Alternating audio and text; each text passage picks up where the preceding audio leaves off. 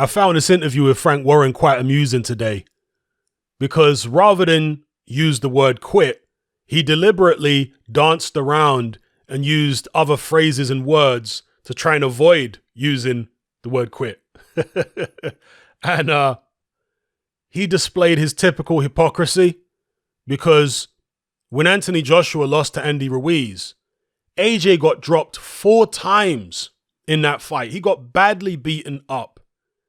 And every time he got dropped, he didn't stay down and let the referee count him out. He got up every single time. But yet Frank Warren seemed to suggest that AJ quit. But yet when Daniel Dubois against Joyce hadn't been dropped 4 times, hadn't even been hurt in the fight, he took a knee due to an eye injury and sat the count out.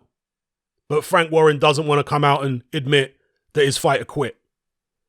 Hypocrisy of the highest order or lowest order, depending on how you want to look at it. Frank Warren also revealed in this interview that Joyce signed a contract extension with him prior to the Daniel Dubois bout. So at least Frank Warren had enough sense to do that. But it is a curious move by Joyce and Sam Jones because Joyce has been treated like a stepchild by Frank Warren. Warren has openly expressed his bias in favor of Daniel Dubois. And he's done a terrible job of promoting Joyce, in my opinion. I mean, why would Joyce sign a contract extension? Why would Sam Jones? We don't know how many fights the extension is for. And by the way, the fact that he signed a contract extension suggests that the rumors Joyce was on his last fight with Warren are probably true. But again, signed this contract extension. We don't know how many fights it's for. It's a curious move as far as I'm concerned by Joyce and Sam Jones. Perhaps there was no way they could stay active otherwise. Maybe that's what they felt. But signing with a guy who has been so blatantly biased against you would leave a bitter taste in my mouth. You know? As the promoter, you're supposed to promote people equally, especially when you've got 2 guys, unbeaten heavyweight prospects / contenders who are going to fight each other. Shouldn't you be neutral in a situation like that? I mean, Eddie Hearn tried to be fair about the situation. I guess what he thought was fair, and said it's kind of like when Carl Froch fought George Groves. But George Groves wasn't on any kind of long-term contract with Eddie Hearn. In fact, was he signed to Eddie Hearn at all? I know in the rematch he was signed to Sauerland. So Eddie Hearn had absolutely no reason to be neutral in that situation there. Because he had a contract with Froch, he had no contract with Groves. That was a different promoter's fighter. Whereas with Frank Warren, he had a contract with both these guys. And he's openly favoring Dubois?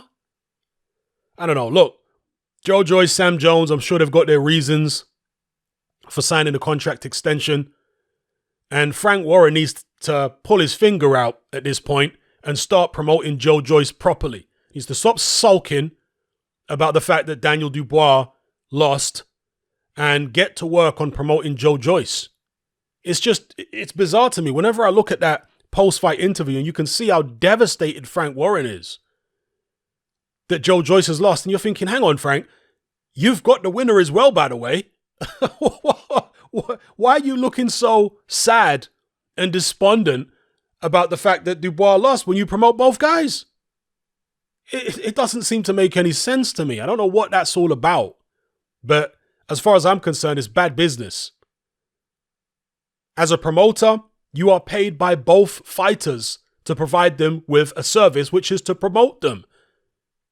Favoring one over the other does one of them a disservice, which in this case is Joyce.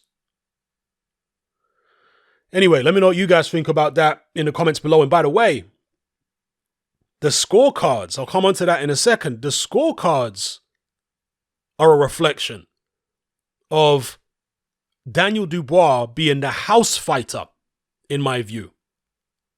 Yeah.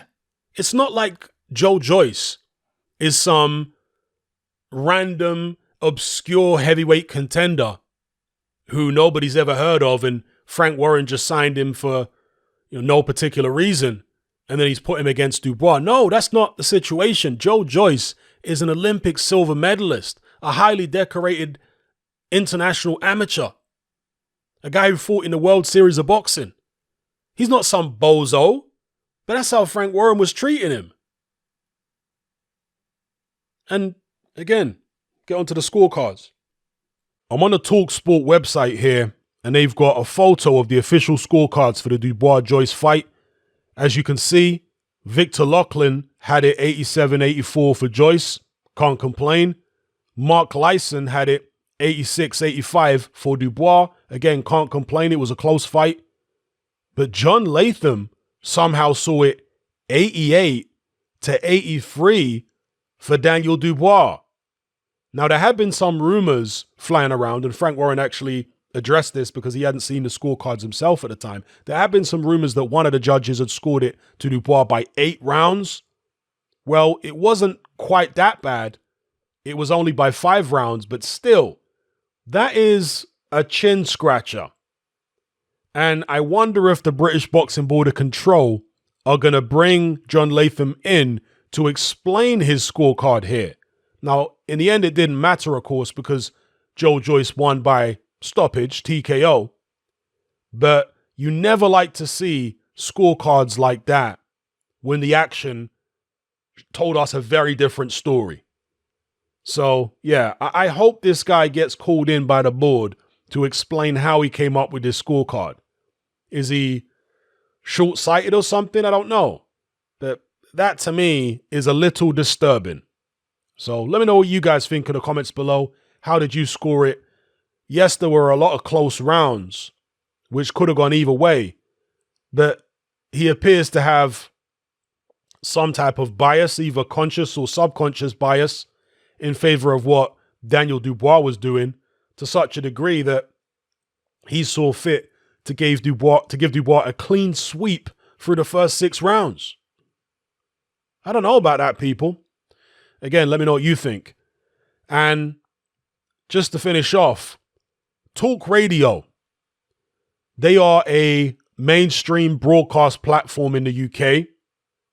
And although I strongly disagree with a lot of things they push on their platform, when it comes to 2020, Talk Radio has been the only mainstream broadcast platform in the UK worth watching or listening to this year. Hands down. The other broadcast platforms in the UK, mainstream ones, have been an absolute disgrace this year. Absolute disgrace. Only Talk Radio has been worth watching or listening to. And again, I don't agree with all the stuff they push on their platform and all the stuff that they say. I'm just talking about 2020. And when you compare them to their competition, there is no competition. They're the only broadcast platform that's shown any integrity at all, as far as mainstream. And in terms of the print media, Peter Hitchens in 2020 needs to get a medal. And I'm being very serious. Again, Peter Hitchens is not somebody who I agree with on everything. You can look back through Peter Hitchens' career and find things that I would strongly disagree with him about. But in terms of his conduct in 2020 as a journalist,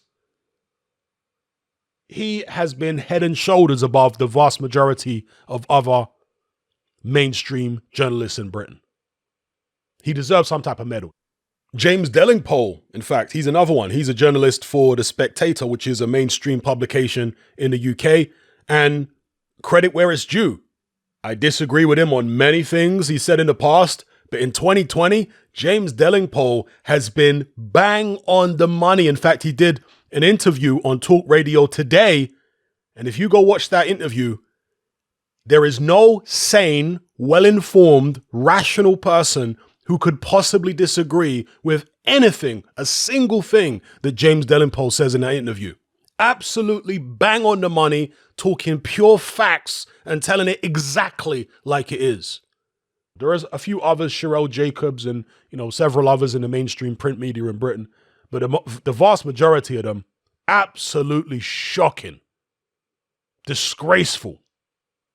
I'll end it there.